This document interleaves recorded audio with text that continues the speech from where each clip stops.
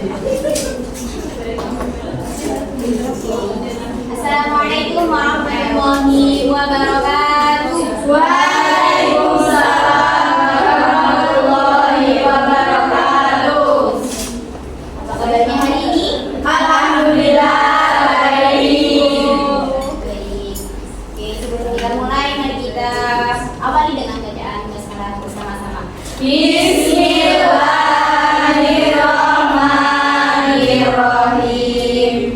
Dua absen. Untuk yang pertama, Kamu Azim, Suci, oke, Iranti Ananda, oke, Inar Arinar, Alvina, Utari Mariha, Hadir. Siti Asmaul Husna, Hadir. oke. Yang sudah masuk hari ini, Iba. Ibad. Kenapa Ibad? Izin.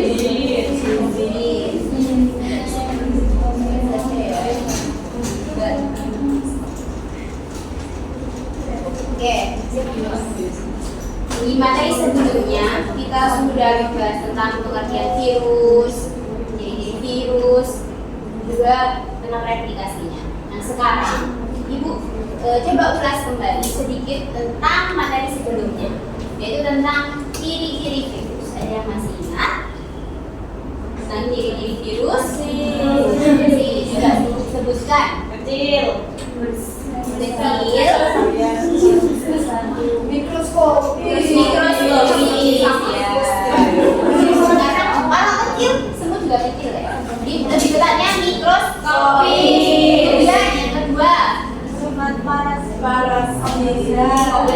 parasit obligat. Apa itu parasit obligat? Senang saja. Dia hanya dapat hidup ketika dia berada dalam inangnya. Untuk pertanyaannya, inangnya apakah akan tetap baik-baik saja? Atau Jadi sesuatu. apa yang akan terjadi kira-kira? Sakit. Nah, apakah hanya kalau sakit kan berarti konotasinya negatif. Nah, apakah menurut kalian nih apakah virus ini hanya berdampak negatif bagi kehidupan kita? Tidak. Positif ada nggak? Ada. Ada yang tahu contohnya? Untuk membuat vaksin. Untuk membuat vaksin. Kalau yang berdampak negatif apa coba? Menyebabkan sakit. Tepat. Jadi kalau negatif dia konotasinya kan jelek. Nah, dia akan menyebabkan penyakit pada inangnya. Ketika dia berdampak positif itu malah akan menjadi manfaat bagi kehidupan kita sehari-hari. Nah, apa saja itu nanti kita akan ulas pada pertemuan hari ini.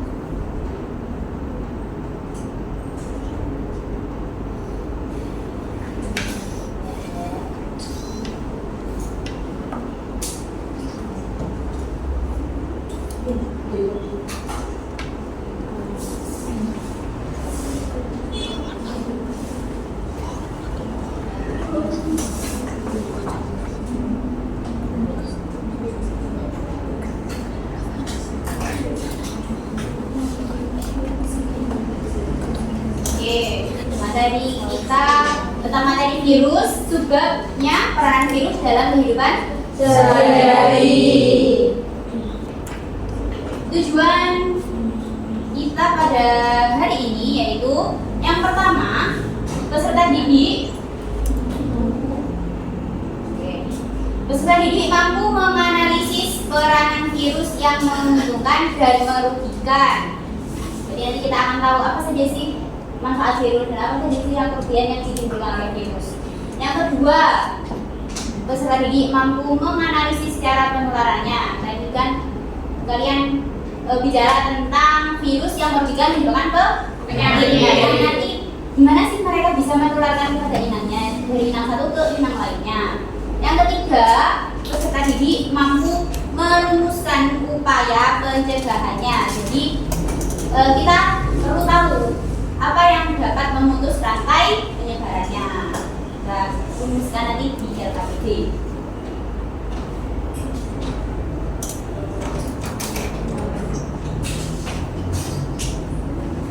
Nah, ini peranan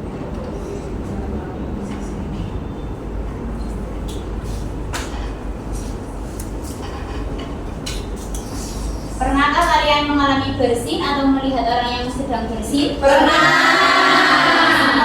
mengalami. Nah, bersin yang di sini yang dimaksud itu bukan hanya istilah bersin ya. Bersin yang disertai dengan demam, bersin yang disertai dengan kalau kita sebutnya biasanya pilek atau keluar ingus,nya. Nah, itu kira-kira dia kenapa? Atau Sakit, Bu. sakit apa namanya? Flu. Yang sering kita kenal yaitu adalah flu. Apa penyebabnya? Penyebabnya adalah virus. Ada yang tahu virus apa? Influenza. Oke, jadi tadi di awal sudah kita ketahui bahwa peranan virus ternyata memiliki dua, yaitu merugikan dan menguntungkan. Nah, buku peranan virus yang menguntungkan. Itu gambar apa ini? Obat. Mana? Sirup. Ya, bawahnya ya. Nah, dalam dunia medis, virus itu dapat bermanfaat bagi kita. Yang pertama, dia dapat menjadi anti toksin untuk membuat anti toksin. Anti toksin itu sebagai penawar racun. Nah, kemudian yang kedua, melemahkan bakteri. Jadi ketika tubuh kita diserang oleh bakteri, nah virus yang sudah dilemahkan itu bisa membantu untuk melemahkan bakterinya. Jadi yang membantu kita tidak hanya antibodi. Masih ingat di pertemuan sistem imun, nah kan ada antibodi dan antigen ya. Nah, ternyata virus ini juga bisa membantu untuk melemahkan bakterinya ketika kita terserang penyakit yang disebabkan oleh bakteri. Kemudian yang ketiga adalah memproduksi vaksin. Jadi vaksin itu adalah virus yang dilemahkan. Nah, tapi kalau yang kedua tadi kan fokus utamanya untuk melemahkan bakteri. Tapi kalau untuk yang vaksin itu adalah melemahkan virus juga. Jadi virus kayak kita manusia itu kan mesti punya sifat jahat dan sifat baik. Nah, kalau di versi vaksinnya ini ada virus yang bersifat baik dan jahatnya dalam bentuk hidup. Nah, yang jahatnya dilemahkan agar sisi baiknya muncul. Nah, ketika dia sisi baiknya muncul itu digunakan untuk menyerang virus yang Jahat. Jadi terus kan divaksinkan ke manusia. Nah, ketika manusia sudah mengenali virus tersebut dalam tubuhnya, itu akan membantu imun untuk mengenali. Jadi kita sudah kebal dengan virus yang masuk. Nah, kemudian ada yang merugikan. Gambar apa itu? Yang dari bawah. Yang ya boleh dari atas, sapi. Sapinya itu sapinya berlendir di bagian mulut. Bagian mulut sebenarnya kurang jelas itu mah. Itu lehernya, Bu. Kenapa, Bu? Nah, itu dia ada bercak-bercak. Itu juga salah satu akibat dari terserang virus. Kemudian yang kedua, gambar padi itu Kena belalang, Bu. Kena hama, Bu. Kira-kira gambarnya apa itu? Ada yang menyebutkan belalang tadi, ada yang menyebutkan wereng. Itu hama wereng. Bukan wereng, itu bukan virus, bukan, itu kan hewan. Oke, jadi wereng di dalam wereng itu dia membawa virus tungro. Ya, virus tungro. Nah, yang menyebabkan padinya kuning itu tungronya, tapi faktor pembawanya adalah penyebab utamanya itu virus atau wormnya. Virusnya tepat sekali. Itu yang nomor 3 atau gambar ketiga itu kena cacar ya. Pernah cacar? Belum. Cacar ayam. Tidak.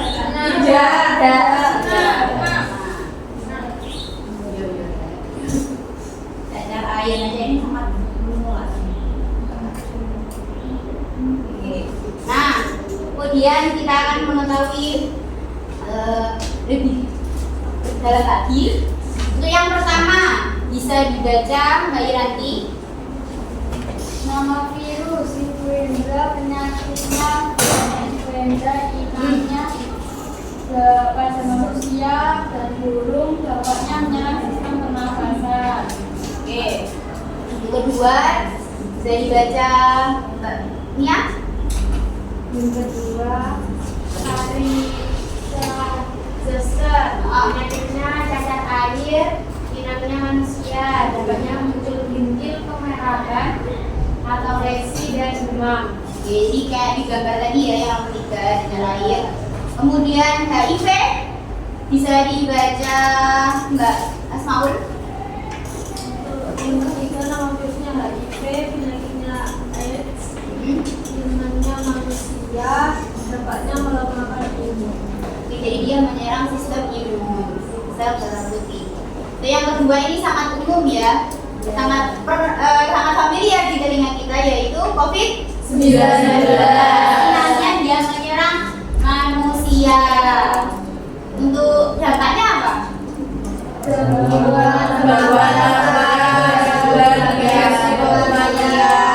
Oke, itu resiko terparahnya ya ini kematian waktu di tahun itu pasti banyak ya tetangga kita yang mengalami ini dan berakhir dengan kematian. Walaupun tidak semua, tapi dampak terbesarnya ini kematian. Kemudian yang kedua ada virus dengue, disebabkan oleh virus vektornya nyamuk. Nama penyakitnya berdarah. Terus yang itu yang terakhir, dia menyerang pada tumbuhan. Tumbuhan apa? Tembakau. Dampaknya ada bercak pada daun tembakau yang dampak terparahnya dia akan menurunkan hasil panen yang akan tidak sesuai dengan harapan petani. Oke, kemudian kita akan mengetahui cara penularan penyakit yang disebabkan oleh virus. Jadi kok bisa sih ketika satu orang flu, nggak akan lama kemudian pasti orang di sebelahnya juga akan terkena flu. Nah, kenapa kok bisa sih? Nah, kita bahas di sini. Yang pertama ada kontak langsung. Berarti apa? Penularan. Contohnya cacar air. Ada yang pernah mengalami temannya mungkin sekelasnya ada satu orang yang kena, kemudian di hari selanjutnya ada temannya lagi yang kena pernah mengalami. Kenapa sangat cepat? Karena ternyata virus ini dia menular melalui sentuhan, dia sudah bisa menular. Kemudian bisa melalui jarum suntik yang bergantian. Contohnya apa?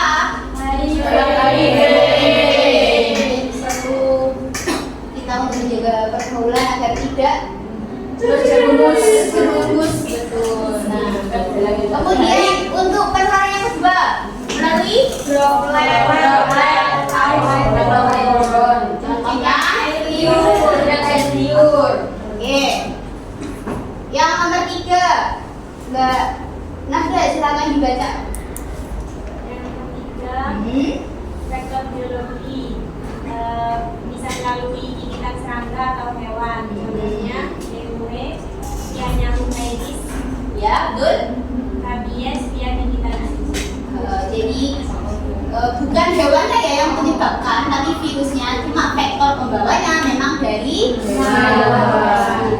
Terus kemudian yang keempat, ya, silakan. Mbak Putri yang keempat silakan dibaca. Yang keempat yaitu kontaminasi makanan atau air. Konsumsi makanan atau minuman yang namanya adalah hepatitis A. Yang terakhir ada vertikal dari ibu ke bayi. Contoh penyakitnya di sini ada HIV dan hepatitis B. Jadi ketika si ibu mengidap salah satu dari penyakit ini, nah kemungkinan besar bayi akan tertular melalui darah. Kan vertikal kan kalau melahirkan itu kan dia mengeluarkan darah. Nah, jadi si ibu karena si ibu mengidap HIV atau hepatitis, otomatis anaknya akan tertular. Makanya harus perawatan.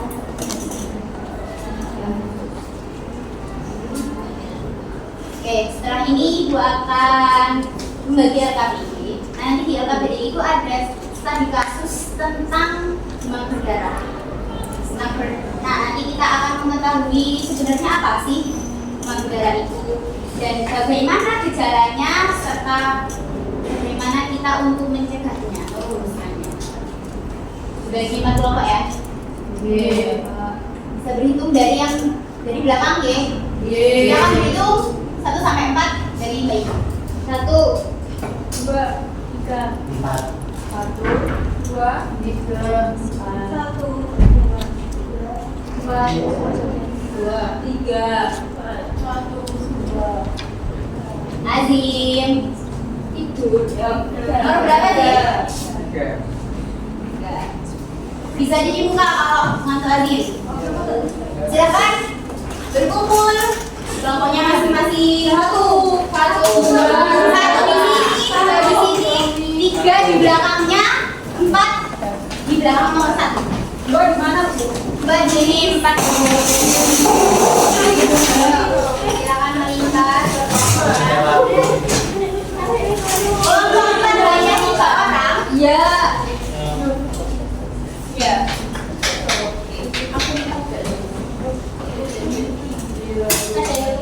Kelompok 1, kelompok 2, dia ada 4. Kelompok 4. Oke, untuk pengerjaannya yang kelompok 1 di kegiatan 1 nomor 1. Untuk yang kelompok 2 kegiatan 2. Ya, kegiatan 2 nomor ya, 2. Oh ya, kegiatan 1 nomor 2, maaf. Untuk yang kelompok 3 kegiatan 2, yang kelompok 4 kegiatan 3. Oke. Sekarang waktu 5 menit cukup? Cukup. Jika ada yang belum dipahami bisa ditanyakan.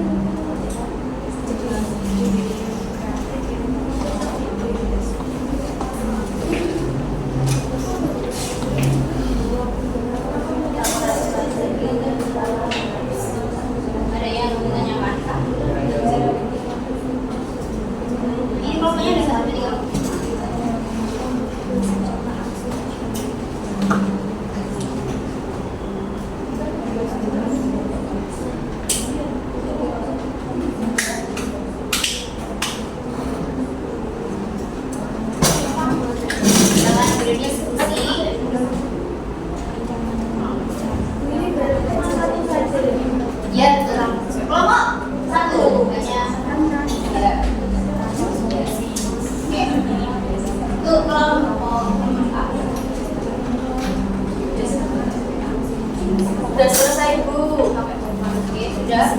Campur. Kelompok? Sudah. Jadi ini bukan jangan semua ya. Iya. Masa asing duluan. Iya. Boleh. Bentar.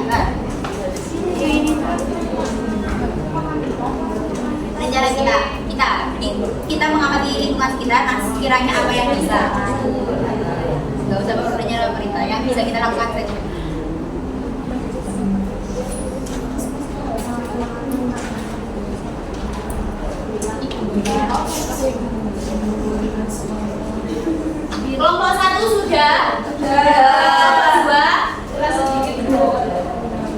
sudah? Sudah? Asik. Bisa dibuka dulu kalau masih ngerti. Kalau makan belum ya? Oke.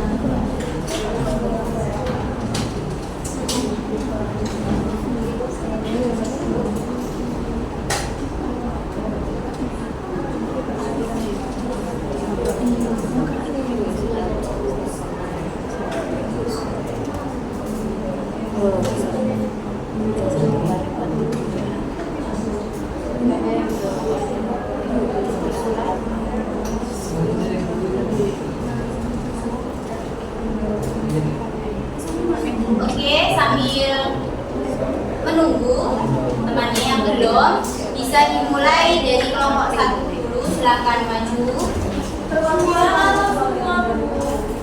Perwakilan.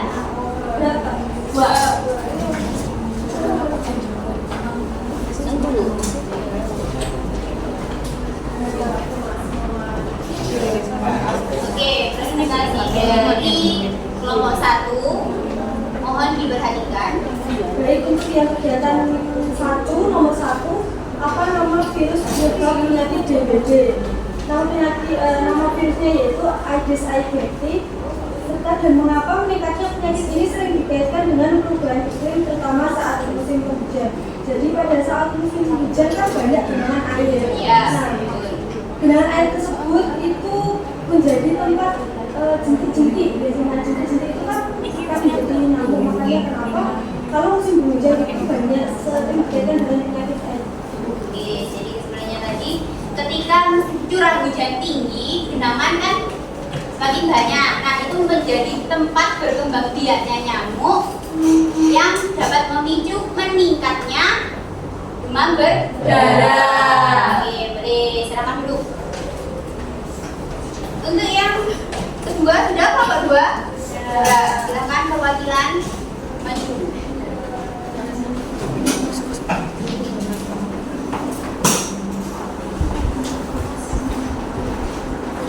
Oke, silakan belajar tentang apa ini? Bagaimana? Ya, oke, silakan. Jadi virus TB itu masuk ke manusia melalui gigitan nyamuk Aedes aegypti yang telah terinfeksi. Jadi nyamuknya itu terinfeksi setelah darah penderita TBC yang mengandung virus TB. Kemudian virus itu berkembang biak di dalam tubuh nyamuk dan berpindah ke kelenjar bukannya nyamuk. Nah, saat nyamuk menggigit manusia, virus TB masuk ke aliran darah manusia sehingga menyebabkan DBD. Oke, jadi ada terjauh hidup di antara tubuh nyamuk dengan manusia. Jadi ketika manusia itu terjangkit, nah akan dihisap lagi darahnya nanti sama nyamuk, dan di tubuh nyamuk juga akan terjadi proses replikasi. Kemudian akan terjadi daur hidup terus menerus seperti itu. Jadi itu yang menyebabkan. Tadi yang menyebabkan tetap di kelompok 1 virus DW, vektornya nyamuk melalui gigitan. Oke, silakan duduk. Untuk kelompok 3 sudah? Sudah. Silakan.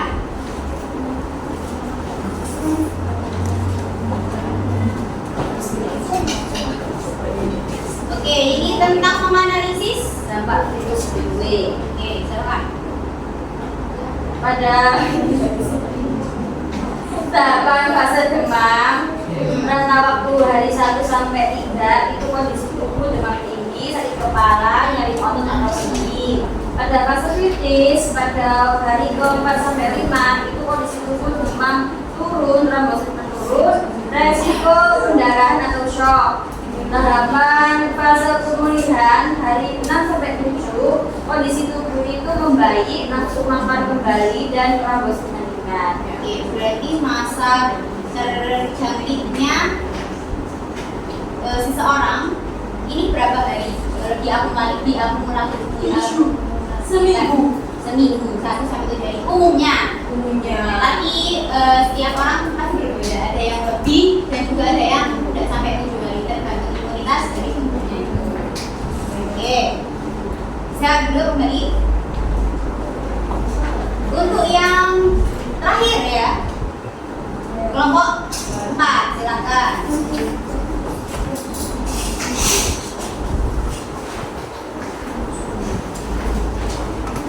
Yuk, silakan.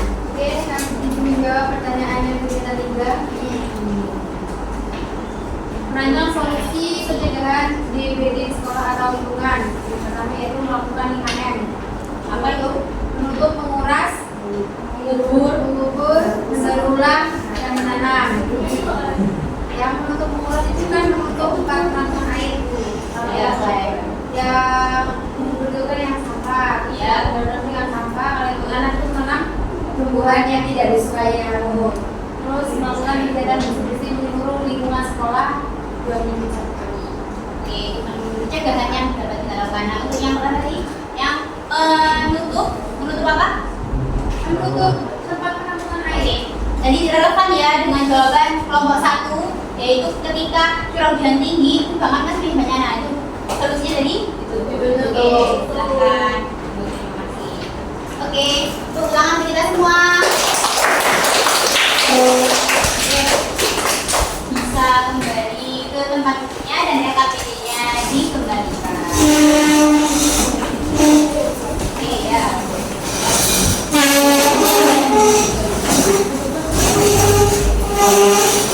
Masih kurang satu ya RKPD-nya. Oke.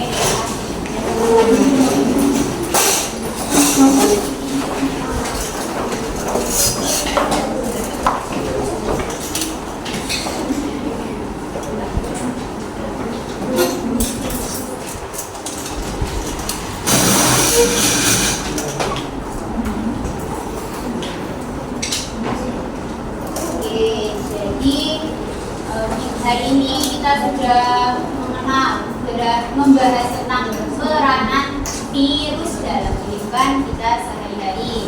Yang mana tadi dapat menimbulkan berapa dampak? 2. Yang pertama negatif dan positif. Terus kemudian dari RKPD tadi kita sudah mengetahui apa saja? Pencegahan tentang penyakit apa? Demam berdarah. Terus tadi ada penyebaran penularannya melalui apa saja? Sentuhan. Ya. Air liur. Air liur ya. Darah. Kalau gigitan berarti melalui vektor Nyamuk dan anjing. nyamuk berarti vektor biologis kan hewan ya. Oke, dari cara penularannya sudah. Kalau yang menguntungkan tadi menguntungkan apa? Dia dapat berdampak pada kita lupa